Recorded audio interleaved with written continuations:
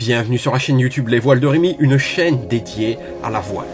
Si tu aimes mon travail, n'hésite surtout pas à t'abonner.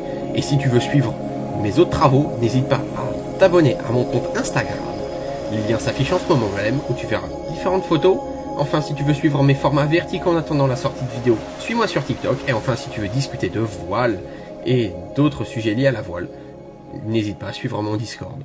Hello hello et bienvenue à toutes et à tous et bienvenue pour une nouvelle vidéo. Dans cette nouvelle vidéo, on va vous parler donc de la descente de la Seine. Vous allez me dire, mais qu'est-ce que c'est la descente de la Seine? Eh bien, c'est très simple, la descente de la Seine, c'est une course de grade 5B, donc c'est une course accessible à tout le monde.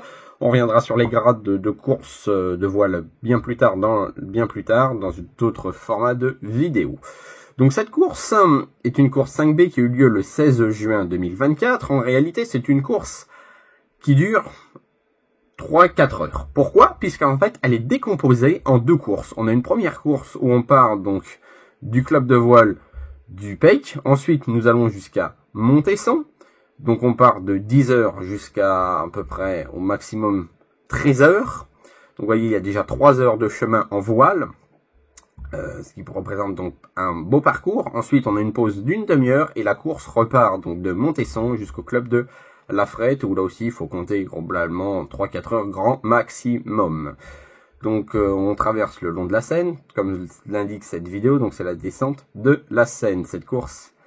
Donc voilà le parcours. Donc je vais vous montrer le parcours dans les prochaines vidéos que vous allez voir ici, là, à la suite. Parce que c'est un montage. Dans ce montage, vous allez voir différentes choses. Vous allez voir les départs de course et pas mal d'autres choses que je vous prépare. Donc moi, je vais disparaître. Vous allez me retrouver en arrière-plan et entendre uniquement ma voix. Je vous souhaite une bonne vidéo. Voici sur la carte. Donc il s'agit d'une photo de Google Maps. Donc vous le voyez ici. Donc on est en plein milieu de la Seine sur le yacht club du Pecq. Ensuite, ce qu'on va faire, c'est qu'on va continuer notre chemin jusqu'à Montesson. Donc vous voyez, il y a pas mal d'eau. On a des ponts à passer. La complexité de ce parcours, c'était tout simplement aussi de respecter la signalisation fluviale, bien évidemment, parce que si vous prenez en ne la respectant pas, vous pourrez tout simplement éliminer. Ensuite, donc, nous continuons, vous voyez, toujours, on traverse la Seine, toujours, et nous arrivons à Montesson. Donc à Montesson, il y avait une petite particularité donc sur ce circuit, c'est-à-dire que on pouvait atterrir d'un côté ou de l'autre du quai, soit dans la forêt, soit sur le quai, parce que les quais sont hauts et certains bateaux n'y accèdent pas.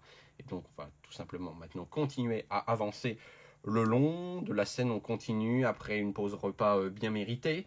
On continue, on remonte, voilà, on va apercevoir une marina, la future marina de Cormeilles-en-Parisis, là bientôt sur l'image, et on arrive au club de La Frette. Et donc on va se retrouver avec les images qu'on va voir au fur et à mesure. Donc vous voyez ici sur cette image, c'est tout simplement notre arrivée au club du Vésiné le matin.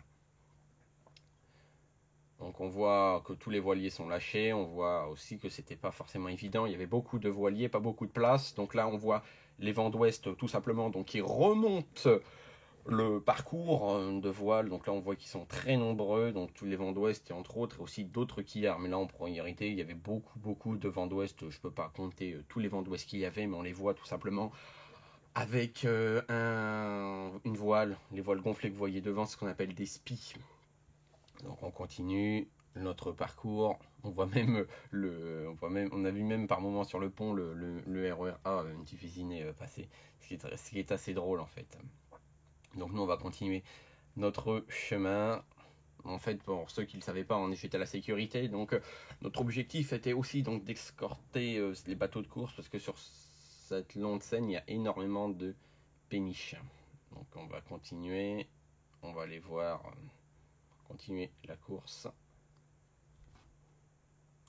Ensuite, nous nous retrouvons donc après la pause du repas, puisque tout simplement, je disais que je n'ai pas pu filmer ce qui s'est passé le midi. Donc, on se retrouve après le midi vers l'arrivée, puisque nous, en tant que sécurité, nous avons dû filer assez rapidement pour installer les bouées pour l'arrivée. Donc là, on voit à la frette sur l'image donc les quillards tout simplement donc qui se préparent à arriver. Vous verrez aussi un petit peu plus tard dans la vidéo l'arrivée donc du premier habitable.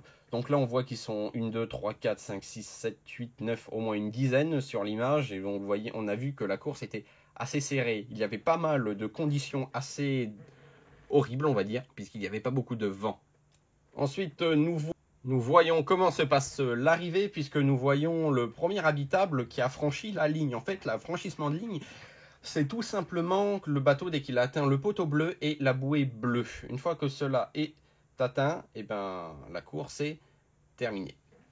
Ensuite, on peut voir sur le quai donc les différents voiliers à la fin de la course qui se rangent, puisque il s'agit sur la vidéo de la dernière étape que vous voyez à la frette, et donc à la frette, tout le monde va ranger ses affaires. Je vous remercie à toutes et à tous d'avoir suivi cette vidéo. Si cette vidéo vous a plu, n'hésitez pas à vous abonner, liker, partager cette vidéo autour de vous. Votre fidèle capitaine vous remercie et nous on se dit à la semaine prochaine pour d'autres vidéos. Salut tout le monde!